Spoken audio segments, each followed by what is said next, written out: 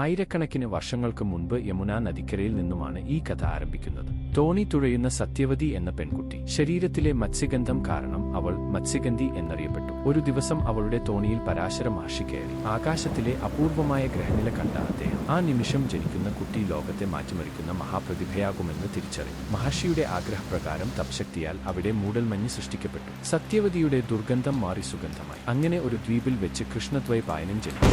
ജനിച്ച ഉടൻ വളർന്നു വലുതായ അദ്ദേഹം തപസ്സിനായി യാത്രയായി. തപസ്സിനായി പോകുന്നതിനു മുൻപ് അവൻ അമ്മയ്ക്ക് ഒരു വാക്ക് നൽകി.